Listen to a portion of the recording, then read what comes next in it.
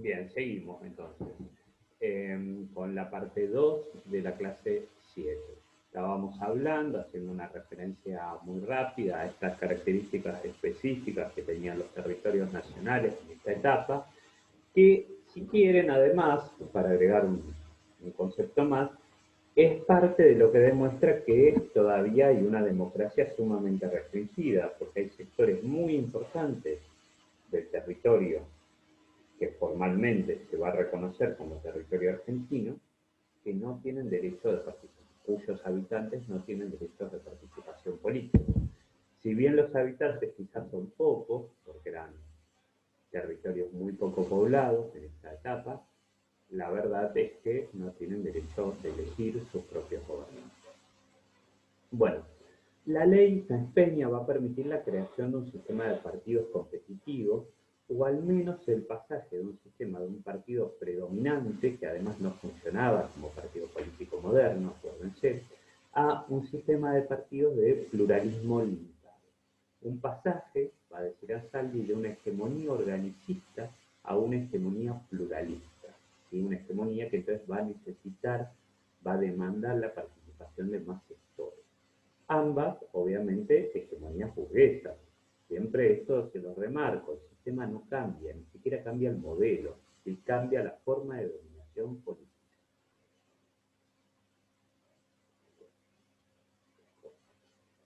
Hay unas fracturas dentro de la burguesía entre conservadores y democráticos. Eh, los democráticos querían ampliar su base social, pero no podían o no querían incorporar activamente a los sectores subalternos, especialmente a la clase obrera, y entonces ampliaban un poco su base social, pero no la ampliaban del todo, entonces no dejaban de tener cierta debilidad, y eso va a generar tensiones que finalmente los conservadores van a solucionar o a aprovechar en el marco de la crisis generada por la gran crisis económica de 1930, recurriendo a un golpe de Estado que los va a reinstalar en el poder. Pero ojo, no va a reinstalar a los mismos conservadores del año 1880, porque ya pasaron 50 años, no son los mismos.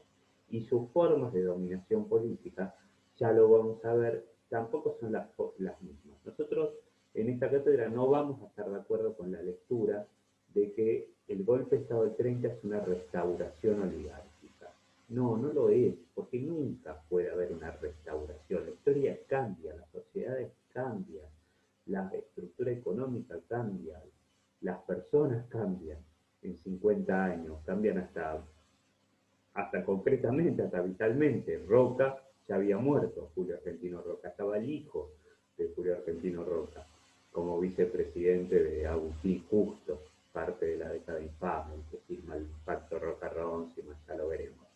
Entonces no hay restauración. Hay, si quieren, sí, un intento de restauración. O sea, quizás quienes hicieron el golpe de Estado soñaban con restaurar las condiciones de dominación oligárquica que había generado esa etapa de crecimiento para la élite, de crecimiento para la élite, durante los primeros años de la oligarquía. Pero una cosa es lo que quienes hicieron los hechos soñaban y otra lo que realmente hacían. ¿Sí? No es lo mismo la década infame que los gobiernos oligárquicos de 1880. La ampliación de la democracia política resaltó la debilidad del sistema de partidos y del Parlamento como supuesto vehículo que debía mediar entre la sociedad civil y la sociedad política, porque no estaban lo suficientemente consolidados para servir justamente de mediadores y representativos de todos los sectores de esa sociedad. Por eso aparece ese conflicto en el Parlamento y entre Parlamento y Ejecutivo al que hace referencia permanentemente el texto de Tercero. En un régimen político democrático liberal, como era el que trataba de instalarse en esos años, las demandas de la sociedad civil se deberían expresar a través del Parlamento o de los partidos políticos. Se supone que así debería ser. Si como en Argentina Argentina no logran esos partidos políticos consolidar su papel de mediadores entre sociedad civil y Estado, ese fracaso se refuerza y se expresa aún más contundentemente en términos de una crisis permanente de la forma parlamentaria.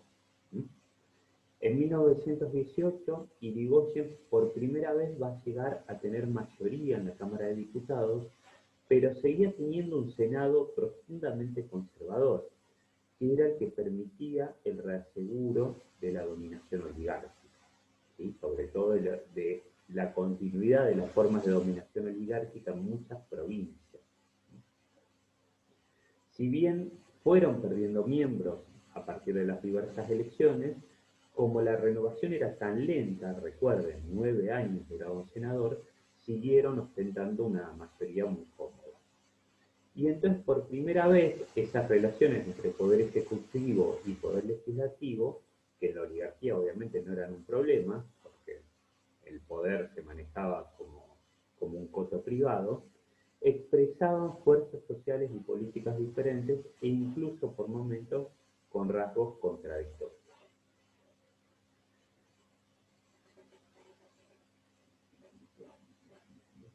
El Parlamento no expresaba de manera adecuada la real correlación de fuerzas sociales y políticas y aparecía como una institución en gran medida debilitada para desempeñar con eficacia su función articuladora o mediadora. Y Irigoyen tenía una lógica muy personalista de gobierno y eso generaba otra dimensión que debilitaba también a la forma parlamentaria. Irigoyen se autoconcibía y se sostenía de esa forma en su práctica y en sus pocos discursos como ejecutor de un mandato directamente encomendado por el pueblo y como personificación absoluta de los valores de ese pueblo.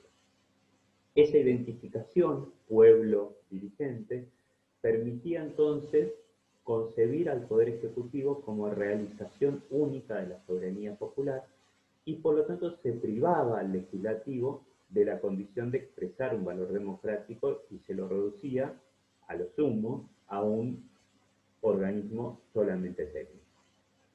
La oposición democrática no tenía fuerza para constituirse en una alternativa posible al radicalismo, ni encontraba tampoco la clave para sostener una lucha por afianzar la democracia y terminar con las prácticas de ese régimen personalista que planteaba Irigoyen, ¿sí? Está esta última, una visión de oposición a Irigoyen, ¿no? Pero bueno, que justamente planteaba estos problemas en cómo se pensaba esta ampliación de la democracia. Otro aspecto que ayudó a debilitar la mediación partidaria y a potenciar la mediación corporativa fue la política obrera del primer gobierno de Irigoyen. Una política que atendía a algunas demandas proletarias, pero no a todas. ¿Qué demandas proletarias atendía? Las de los sindicatos de servicios estratégicos de la economía agroexportadora, especialmente ferroviarios y portuarios, marineros, trabajadores de ferrocarriles. La práctica del obrerismo irigoyenista contribuyó a consolidar una forma corporativa de mediación entre sociedad civil y Estado, la cual atendió y defendió intereses particulares bien sectoriales, negociando con unos sindicatos y enfrentando brutalmente a otros. Durante el gobierno de Irigoyen, con un discurso en muchos casos obrerista, se ejecutaron algunas de las peores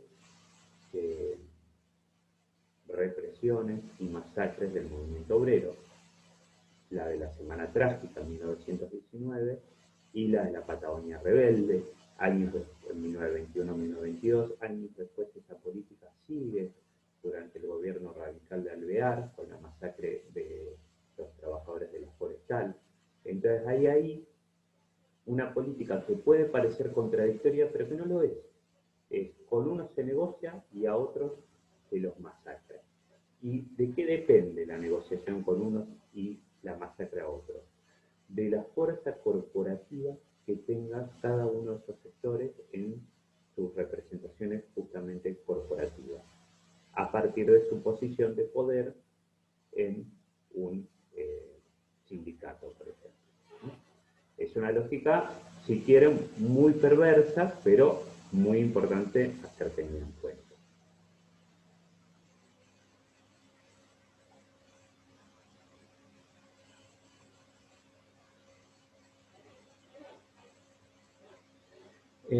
Irigoyen desarrolla la idea de que la Unión Cívica Radical es una coalición que intenta unir a toda la sociedad argentina, ¿no? Y además se confunde, intencionadamente obviamente, la idea de que radicalismo es igual a nación.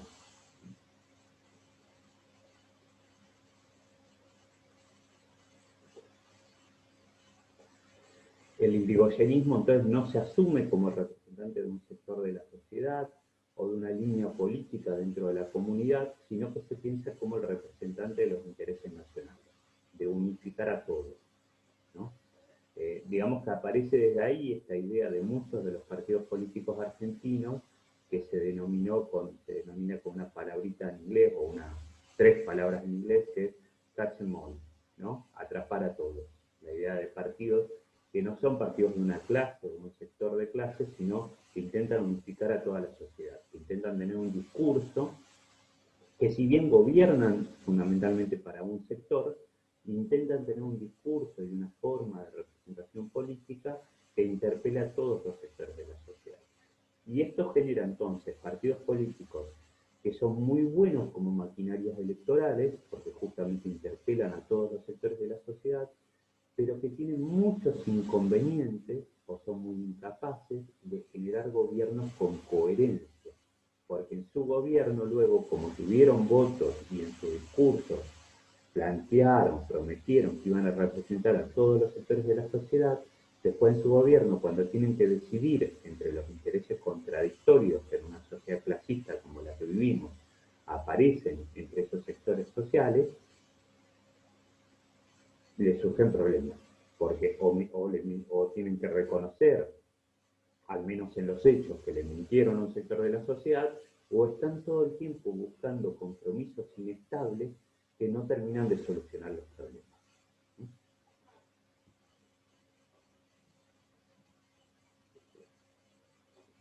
A la vez, esta representación que se plantea como de la totalidad niega la posibilidad de disenso, que es necesaria, fundamental en una sociedad que pretende llegar a posturas pluralistas.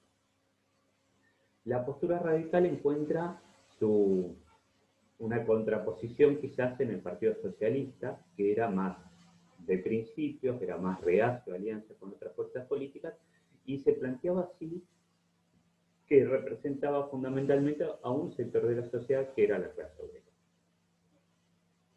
Estos dos partidos nunca logran generar negociaciones, en gran medida para el autor, para Ansaldi, por esa postura tan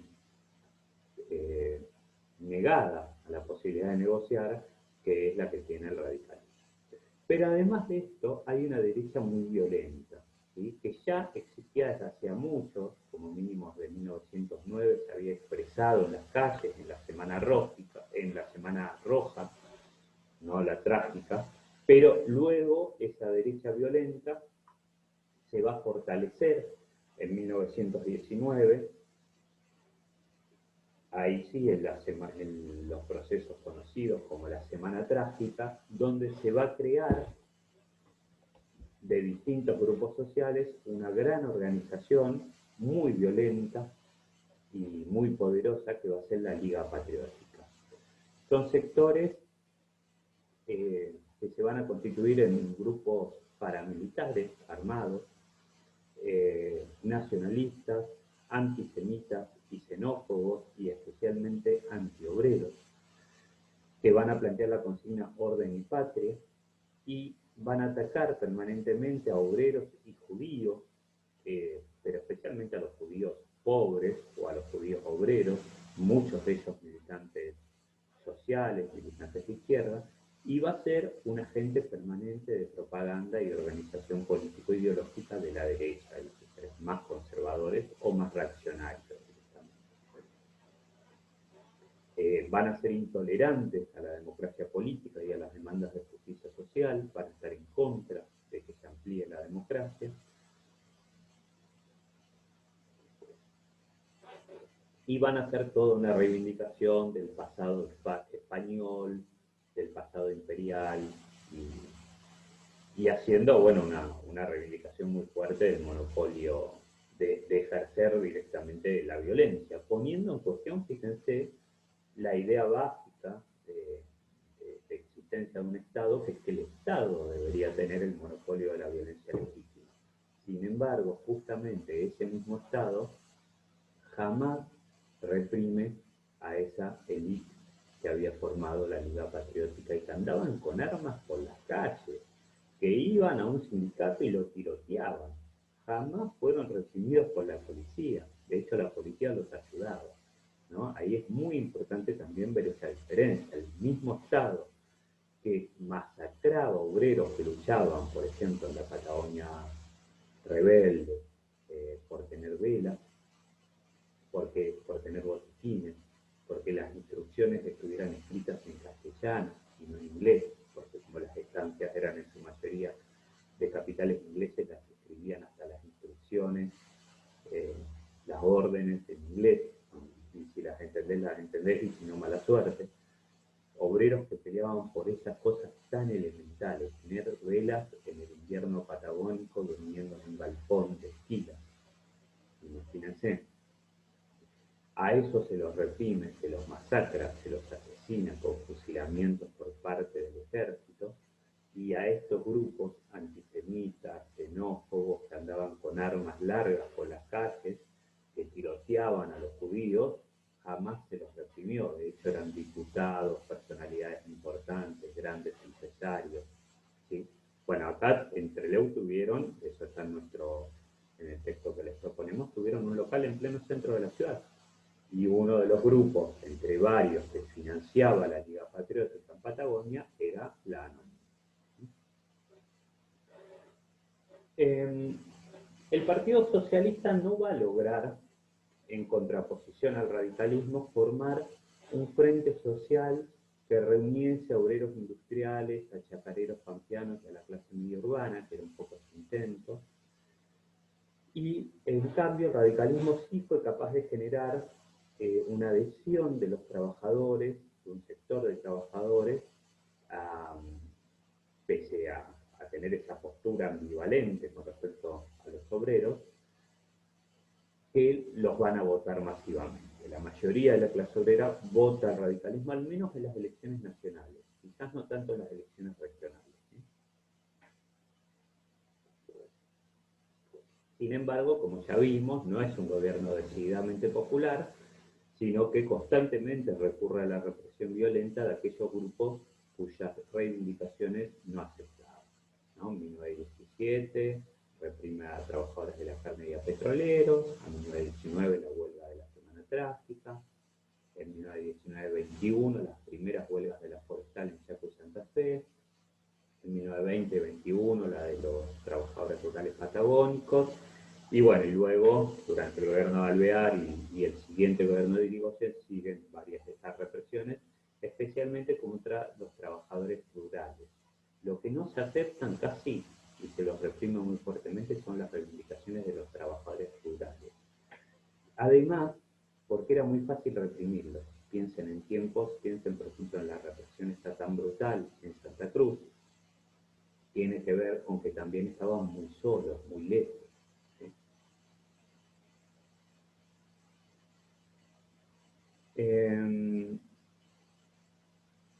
Esto no impedía que el radicalismo tuviese un apoyo muy fuerte de esos sindicatos a los que sí reconocía sus reivindicaciones, y que eran los sindicatos más poderosos de la etapa: ferroviarios, portuarios, marineros, quienes controlaban los medios de comunicación a través de los cuales salía hacia el exterior los productos agropecuarios que sostenían la economía argentina, a partir de que la economía argentina se ordenaba, se organizaba en torno a un modelo agroexportador.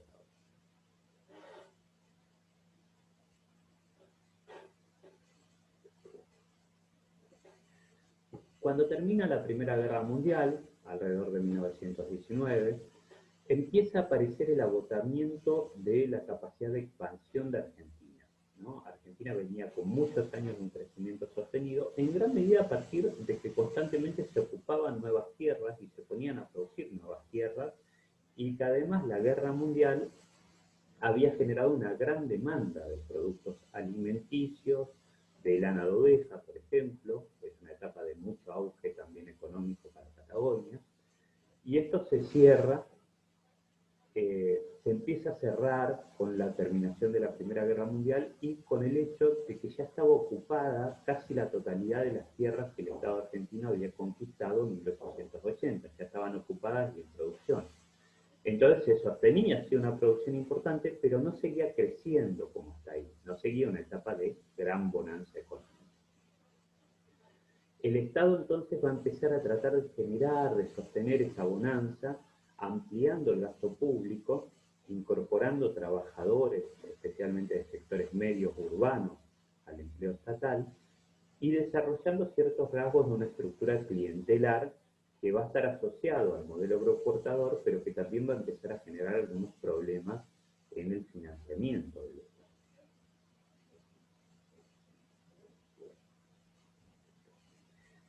Y entonces van a empezar a aparecer ciertos problemas entre las demandas de democracia política y las demandas de justicia social.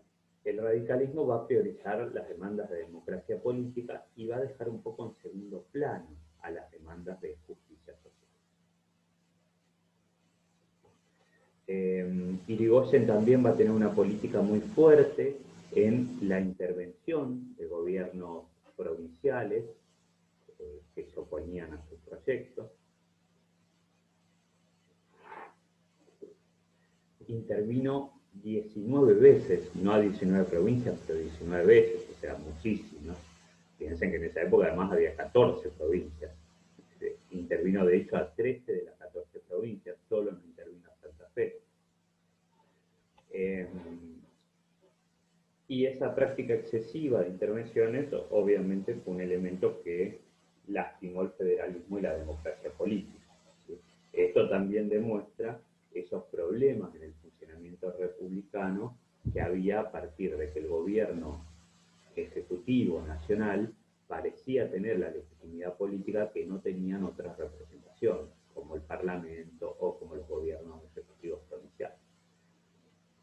Entonces Irigoyen apeló constantemente a reforzar el presidencialismo y el protagonismo de estas asociaciones corporativas, ¿sí? Negoció con las representaciones institucionales de los burgueses, Sociedad Rural Argentina, la Unión Industrial Argentina, y con algunos sindicatos obreros. Sin darle tanta importancia, fíjense entonces a las otras personas elegidas por el régimen democrático.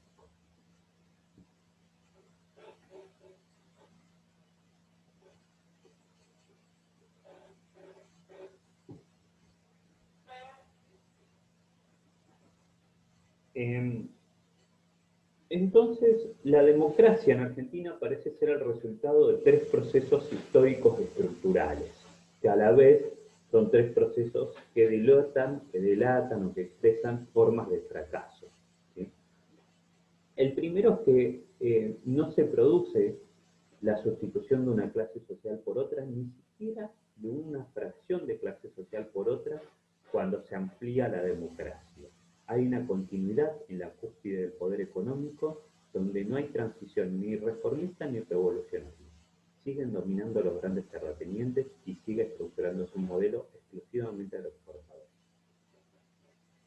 A la vez hay una influencia importante del capital extranjero que controla la industria ligada al agro, tiene altas tasas de rentabilidad y no tiene contradicciones con los intereses de los terratenientes argentinos.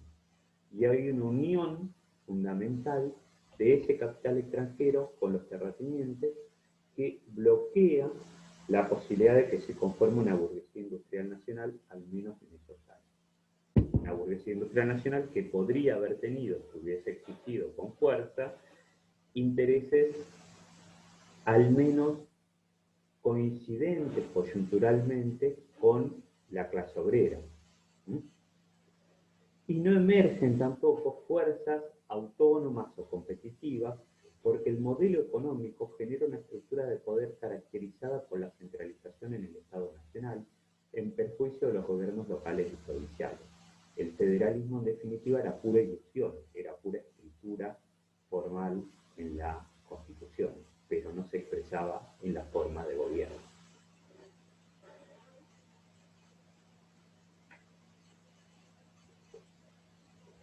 Entonces, para Ansaldi, durante esta etapa, que él va a denominar de hegemonía pluralista de la burguesía, que coincide con los gobiernos radicales, se empiezan a hacer explícitas, se empiezan a expresar las tendencias estructurales de la democracia argentina, de las formas de dominación política argentina, mejor dicho, que van a trabar constantemente la construcción de un orden social y político genuinamente democrático en el marco de una sociedad definida por relaciones de producción capitalistas que excluye a la mayoría de la sociedad de la posibilidad de participar plenamente. Aquí, entonces, para Ansaldi, aparecen rasgos que luego se van a expresar en la larga etapa de crisis hegemónica, de crisis orgánica, de dominación, que se expresa ya más materialmente con la crisis del 30 y el golpe de Estado contra Irigoyen. Fíjense, golpe de Estado contra Irigoyen a solo 2 años de que había sido reelegido, o vuelto a elegir, mejor dicho, porque en el medio había estado Alvear, en esa época no había reelección, no había reelección automática, tenía que haber un gobierno en el medio.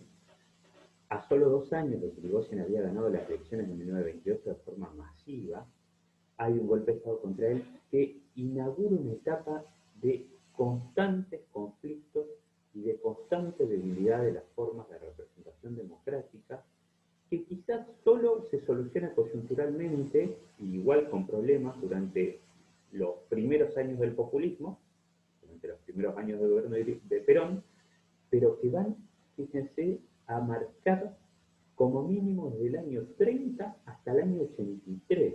53 años de historia argentina atravesados por esa tensión y que en realidad se continúa durante varios años también después del 83, donde hay varios intentos de golpe de Estado y demás, ¿sí?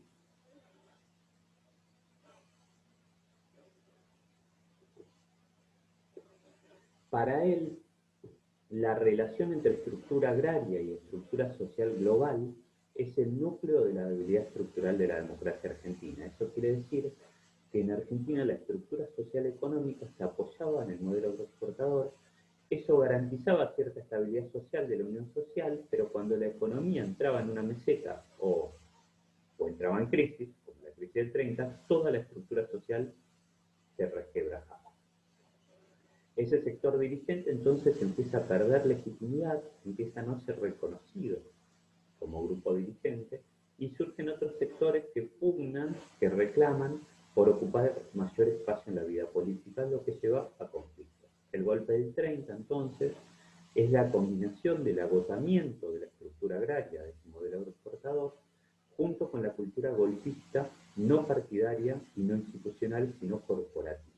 Ese golpe que se dio el 6 de septiembre de 1930 corta la breve experiencia argentina con la democracia política, que es seguido por una larga inestabilidad política, como mínimo hasta 1983.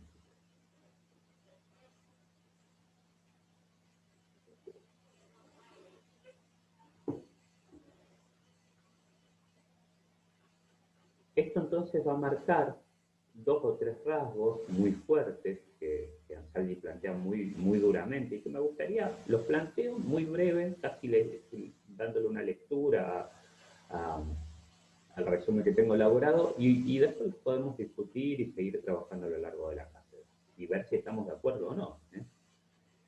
Él va a decir que en términos de clase, la burguesía argentina es mayoritariamente antidemocrática y que esa clase no sabe, no puede o no quiere armar un partido orgánico de clase, pero que a la vez tampoco va a aceptar desaparecer, obviamente. Y entonces resuelve su problema de cómo ejercer el poder mediante la mediación corporativa. Y cuando llega un límite de conflicto, cuando no logra que la sociedad lo vote, apela al golpe de Estado ejecutado por militares, donde los militares van a ser la representación fundamental de esa burguesía argentina. como corporación. Fíjense qué idea fuerte, ¿no? La clase obrera, otra idea fuerte, con la que yo no estoy de acuerdo, por ejemplo, pero es para Ansaldi mayoritariamente indiferente a la democracia. Y él dice que eso va a tener que ver con la inicial, el peso que tenían en los primeros años de conformación de la clase obrera el anarquismo y el posterior peso del sindicalismo, que tenía una tendencia muy fuerte a ser pragmáticos, a negociar con quien les asegurase intereses corporativos. Él va a decir que la clase obrera es fundamentalmente corporativa, desarrolla sindicatos y no le importa mucho si hay democracia o no, en tanto y en cuanto le reconozcan reivindicaciones económicas. Los chacareros, arrendatarios y demás también son indiferentes a la democracia política, ya sea porque renuncian y naturalizan el sistema como existe, o porque sintieron cierto desencanto cuando sí apoyaron la política de Irigoyen, que no genera transformaciones, si bien había prometido transformaciones en la estructura social agraria, no genera transformaciones profundas, ni siquiera leves, y generan una desilusión tan fuerte con el gobierno de Irigoyen que llegan a apoyar después la dictadura de Uriburu y de Justo.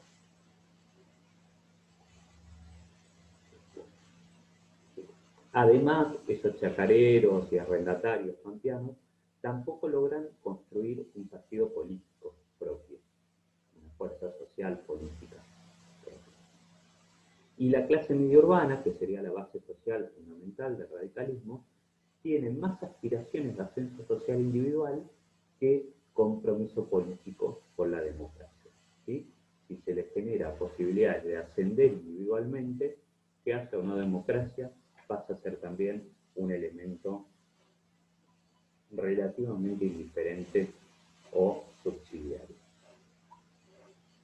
En términos de fuerzas políticas, la UCR es básicamente un partido de la burguesía democrática que tiene éxito en ampliar su base electoral con aportes de clase media y trabajadores, pero que no le importa realmente representarlos, sino que los voten.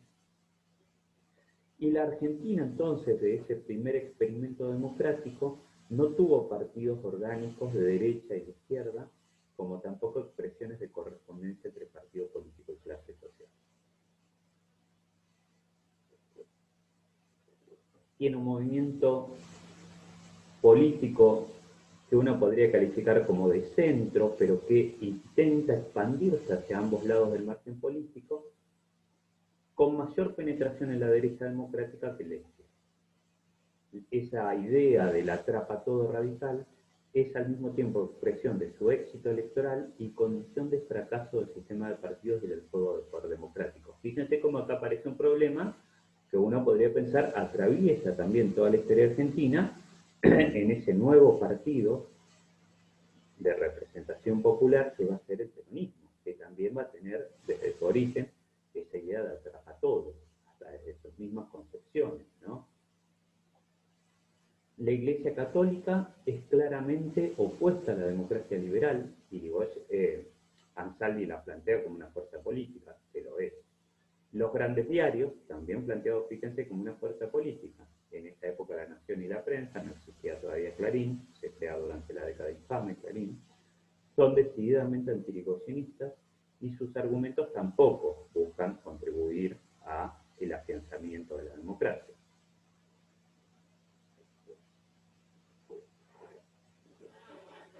Las organizaciones corporativas más importantes de la burguesía, la Sociedad Rural y la Unión Industrial Argentina, tampoco defienden la democracia, ni les interesan sus intereses particulares.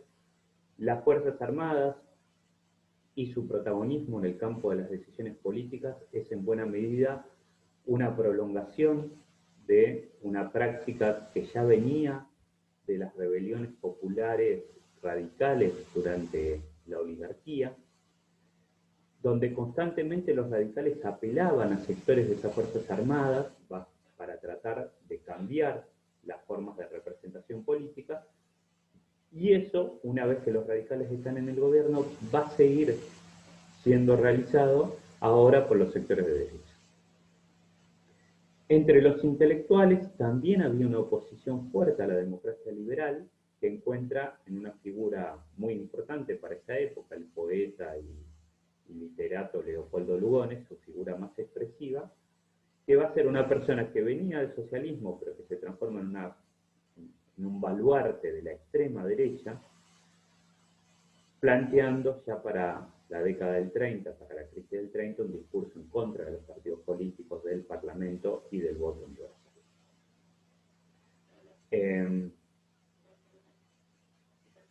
En definitiva, entre 1912 y 1930 la democracia se amplía, pero no se fortalece.